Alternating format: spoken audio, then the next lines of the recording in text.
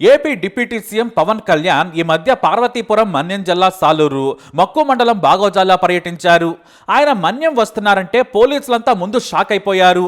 ఎందుకని అడిగారు. ఎందుకంటే అది ఆంధ్ర ఒరిస్సా బోర్డర్కు దగ్గరగా ఉంది, సమస్యాత్మక ప్రాంతం కూడా. పైగా ఈ మధ్య భారీ ఎన్కౌంటర్లు కూడా చోటు చేసుకున్నాయి. ఇక కీలకమైన నక్సలైట్ అయిన హెడ్మా కోసం ఇంటెలిజెన్స్ ఎంతో తీవ్రంగా ప్రయత్నిస్తోంది. పైగా మంచు కాలం, చుట్టూ అడవి దట్టంగా ఉంది.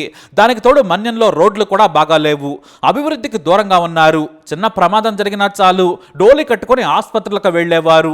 మన్యం ప్రజలకు అభివృద్ధి ఫలాలు అందాలనేది పవన్ కళ్యాణ్ భావన. అందుకే ఎవరేమన్నా కూడా పవన్ కళ్యాణ్ మాత్రం పర్యటనకు సిద్ధమైపోయారు. పోలీసులు కాస్త ఆలోచించాలి అన్నా సరే పవన్ కళ్యాణ్ మాత్రం వెళ్లాల్సిందే అన్నారు. దీంతో ఇంటెలిజెన్స్ అప్రమత్తమైంది. భారీగా సిఆర్పీఎఫ్ బలగాలను మోహరించారు. ఆయన పర్యటించే ప్రాంతానికి 20 కిలోమీటర్ల రేడియస్ లో భద్రతను ఏర్పాటు చేశారు అధికారులు. అంతేకాదు ఆయన పర్యటించే దారిలో అడుగడుగునా చెక్ పోస్టులు కూడా ఉన్నాయి. పోలీసులు కూడా ప్రతి వాహనాన్ని చెక్ చేశారు. కొత్తగా కనిపించిన వ్యక్తిని ఆపేశారు. ఈ భారీ భద్రత ప్రజలకు కూడా చాలా ఇబ్బంది కలిగించింది. కానీ తప్పదు. ఎందుకంటే పవన్ కళ్యాణ్ డిప్యూటీ సీఎం మాత్రమే కాదు, ఒక పాపులర్ బిగ్గెస్ట్ సినిమా స్టార్. జనం విపరీతంగా వచ్చే అవకాశం ఉందని ముందే ఊహించి పర్యటన వివరాలు తెలియకుండా చాలా జాగ్రత్త పడ్డారు పోలీసులు. చివరి నిమిషంలోనే మీడియా కూడా సమాచారం ఇచ్చారు. అంతా పర్ఫెక్ట్ గా ఏర్పాట్లు చేశారు పోలీసులు. ఎందుకంటే పవన్ కళ్యాణ్ ప్రాణానికి ప్రమాదం ఉందని కేంద్ర ఇంటెలిజెన్స్ సంస్థలు గతంలోనే నివేదికలు ఇచ్చాయి. అందుకే ఆయనకు కేంద్రం వై కేటగిరీ భద్రతనిచ్చింది. అందుకే రాష్ట్ర పోలీసులు భారీ భద్రతా ఏర్పాట్లు చేశారు. మరి గతంలోనే పవన్ కళ్యాణ్ కు ఎందుకు ప్రాణహాని ఉంది, కేంద్ర ఇంటెలిజెన్స్ అప్పుడు ఏం చెప్పింది అనేది ఈ స్టోరీలో చూద్దాం. అలాగే ఈ మన్యం జిల్లా పర్యటన అనేది ముందు తెలుసుకుందాం. పవన్ కళ్యాణ్ మన్యం జిల్లాల పర్యటన సాఫీగానే సాగింది. కానీ చివరి నిమిషంలో అలజడి రేగింది. ఆలస్యంగా ఓ నకిలీ పోలీసును గుర్తించారు పోలీసులు. అతను ఏకంగా భద్రతా దళాలతో ఫోటో దిగాడు. ఐపీఎస్ డ్రెస్ వేసుకున్నాడు. లుక్ కూడా ఐపీఎస్ మాదిరిగానే ఉంది. కొంతమంది పోలీసులు ఆయన్ను మీరు ఎక్కడ పనిచేస్తున్నారని అడిగారు. తాను ట్రైనింగ్ లో ఉన్నానని చెప్పాడట. పెద్ద ఆఫీసర్ ఏమోనని కానిస్టేబుల్ సిఆర్పీఎఫ్ బలగాలు అనుమానించలేదు. ఎందుకంటే ఐపీఎస్ ను అనుమానిస్తే ఇబ్బందులు వస్తాయని భయపడ్డారు. ఇక వారితో ఫోటోలు కూడా దిగాడు ఈ నకిలీ ఐపీఎస్. పర్యటన ముగిసే వరకు కూడా ఎవరు నకిలీ పోలీసును గుర్తించలేదు. పైగా అతను పవన్ కళ్యాణ్ రాసుకుని పూసుకుని తిరిగాడు. అయితే పవన్ కళ్యాణ్ చుట్టూ ఉన్న సిబ్బంది ఏమో పవన్ బురదలో నడుస్తూ ఉండగా, ఇతర ప్రజలతో మాట్లాడుతూ ఉండగా భద్రతను చూసుకోవడమే సరిపోయింది. మరి పోలీస్ డ్రెస్ లో ఉన్న వ్యక్తిని ఏం పట్టించుకుంటారు? పైగా వారికి స్థానిక అధికారులు ఎవరో తెలిసే అవకాశం కూడా ఉండదు, ఆ అవసరం కూడా లేదు. ఎందుకంటే పవన్ కళ్యాణ్ దాటుకుని దగ్గరకు రావాలంటే సామాన్యులకు చాలా కష్టం. పవన్ వెళ్తే తప్పితే ఎవరో ఆయన దగ్గరకు వచ్చే అవకాశమే లేదు. కానీ పోలీస్ డ్రెస్ లో ఉన్న నకిలీ అధికారి మాత్రం దగ్గరకు వచ్చి హల్చల్ చేసేశాడు. అయితే కొంతమంది సీనియర్ ఆఫీసర్లు అనుమానించారు. ఎవరతను అని గుర్తించే లోపే అలర్ట్ అయ్యాడు ఆ నకిలీ ఐపీఎస్. వెంటనే తన కారులో అక్కడి నుంచి పరారయ్యాడు. ఇక పోలీసులు ఇతరులు తీసిన వీడియోల్లో ఫోటోలను గమనించగా నకిలీ పోలీస్ అని తేలింది. వెంటనే పట్టుకోవాలని పోలీసులు స్పెషల్ టీంను పంపించారు. కానీ అతను తన సొంత కారులో పరారయ్యాడు. అతనికి కార్ డ్రైవర్ కూడా ఉన్నాడు. దాదాపుగా 10 చెక్ పోస్టులు దాటి ఎలా వచ్చాడని ఆరా తీయగా తాను కూడా పోలీసుని చెప్పాడు. చెక్ చేసిన వాళ్ళతో ఫోటోలు కూడా దిగాడు. ఇక పోలీసులు అతని ఫోటోలతో గుర్తించగా విజయనగరం జిల్లా గరివిడి మండలం మురిందాకు చెందిన సూర్యప్రకాష్ గా గుర్తించారు పోలీసులు. వేగంగా అతను ఇంటికి వెళ్ళిపోయారు. ఇంటికెళ్లే లోపే కారు గీరు అక్కడ వదిలేసి అక్కడి నుంచి పరారైపోయాడు. అతను నిజమైన పోలీస్ అనుకొని ఓ ఏఆర్ కానిస్టేబుల్ అతనికి లిఫ్ట్ కూడా ఇచ్చాడని గుర్తించారు పోలీసులు.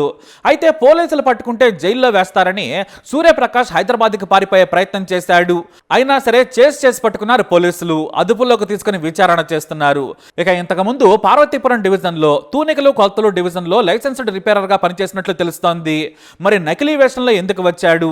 పవన్ కళ్యాణ్ హత్యకు కుట్ర జరిగిందా, లేదంటే మరేదైనా పెద్ద ప్లాన్ ఉందా, తాను అనుకున్న పని జరగలేదా అనేది తేల్చే పనిలో పడ్డారు పోలీసులు. అయితే ఆలస్యంగా ఇది మీడియాకు లీక్ అయింది. ఈ విషయం పవన్ కళ్యాణ్ కు కూడా తెలియడంతో ఆ విషయాన్ని డీజీపీకి సమాచారం ఇచ్చారు ఆయన పేషి అధికారులు.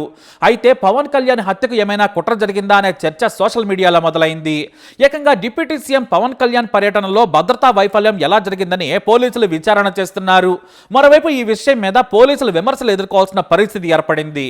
ఏకంగా వై కేటగిరీ ఉన్న డిప్యూటీ సీఎం దగ్గరకు ఎలా వెళ్లగలిగాడు? 100 మంది ఉన్న పోలీసులు ఎందుకు గుర్తించలేదు?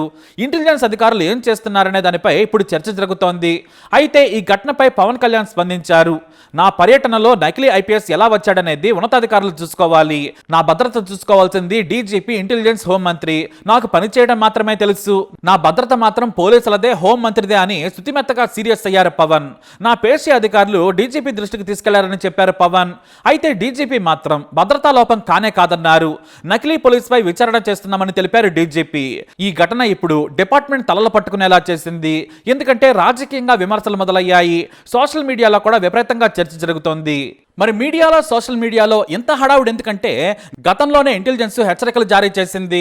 పవన్ కళ్యాణ్ కు థ్రెట్ ఉన్నట్లు ఏకంగా సెంట్రల్ ఇంటెలిజెన్స్ అధికారులు రాతపూర్వకంగా అఫీషియల్ నోటు పంపారు. ఆ తర్వాత కేంద్ర అధికారులు జాగ్రత్తగా ఉండాలని, దూకుడుగా వెళ్లొద్దని, ముందస్తు ప్రయాణాల విషయంలో పోలీసు భద్రతతోనే వెళ్లాలని కూడా సూచించారు. అంతేకాదు రిమోట్ ఏరియాలకు వెళ్ళినప్పుడు భారీ భద్రత మధ్య వెళ్లాలని, అవసరమైతే కేంద్ర ఇంటెలిజెన్స్ కు ఇన్ఫర్మేషన్ ఇవ్వాలని కూడా సూచించారు. మరి ఎవరికి అన్యాయం చేయని పవన్ కళ్యాణ్ ప్రాణాలకు ఎందుకు ప్రమాదం పొంచి ఉంది? ఆయన డిప్యూటీ సీఎం అయిన తర్వాత ఎవరికి టార్గెట్ గా మారారనే చర్చ కూడా మొదలైంది. కానీ కేంద్ర వర్గాలు ప్రతిరోజు కొన్ని వేల అనుమానాస్పద కాల్స్ ను ట్రాక్ చేస్తూ ఉంటాయి. వేలాది మంది ఇంటెలిజెన్స్ సంస్థలో పనిచేస్తూ ఉంటారు. ఆయా సంస్థలు వ్యక్తులను ట్రాక్ చేస్తూ ఉంటారు. ఈ సందర్భంలోనే కొంతమంది పవన్ కళ్యాణ్ గురించి ప్రత్యేకంగా మాట్లాడుకున్నట్లు వారికి కీలక సమాచారం అందింది. కొన్ని శక్తులు పవన్ ను చంపేందుకు మాట్లాడుకోవడం వారికి తెలిసింది. కొంతమంది పవన్ కళ్యాణ్ గురించి ప్రత్యేకంగా చర్చించుకోవటం, ఫోన్లో సమాచారం ఇచ్చిపుచ్చుకోవడం గమనించిన నిఘా వర్గాలు వెంటనే ఏపీ డిప్యూటీ సీఎం అలర్ట్ చేశాయి. మరెందుకు పవన్ టార్గెట్ అయ్యాడంటే వాస్తవానికి పవన్ కళ్యాణ్ బీజేపీలో చేరడం మావోయిస్టులకు నచ్చలేదేమో. కేంద్రంలోని ప్రజా వ్యతిరేక విధానాలకు మద్దతు పలుకుతున్నాడని ఆయనపై ఆగ్రహంగా ఉన్నారట. ఇక బీజేపీ సర్కార్కు మద్దతు ఇవ్వడం మాత్రమే కాదు, కేంద్రంలో మోడీ సర్కార్ నిలబడడానికి కూడా పవన్ కారణమయ్యారు. అంతేకాదు పవన్ కళ్యాణ్ హిందూ ఆచారాలను నిక్కచ్చిగా పాటిస్తారు. ఆయన గొప్ప ఆంజనేయ భక్తుడు. మాల ధరించడం నుంచి ఉపవాస దీక్షల వరకు చేస్తుంటారు. ఈ మధ్య ఆయన డిప్యూటీ సీఎం గా బాధ్యతలు చేపట్టిన తర్వాత కూడా మాల ధరించారు. దీంతో పవన్ కళ్యాణ్ కు కొంతమంది ఉగ్రశక్తుల నుంచి కూడా ముప్పు ఉన్నట్లు భావిస్తున్నారు. కేంద్రంలో కీలక వ్యక్తిగా మారిన పవన్ పై కొన్ని తీవ్రవాద శక్తులు దృష్టి పెట్టాయని, ఆయన గురించి మాట్లాడుకోవటం నిఘా వర్గాలు పసిగట్టాయి. దీంతో పవన్ కళ్యాణ్ దృష్టికి తీసుకెళ్లారు. మొత్తానికి మావోయిస్టుల వల్ల ప్రమాదం ఉందా, లేదంటే తీవ్రవాదుల వల్ల ముప్పు ఉందా అనేది తెలియరాలేదు.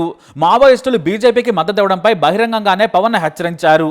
ఆయన విధానాలు సరికావని, మోడీ ప్రజా వ్యతిరేక విధానాలకు వంతపాడొద్దని సూచించారు.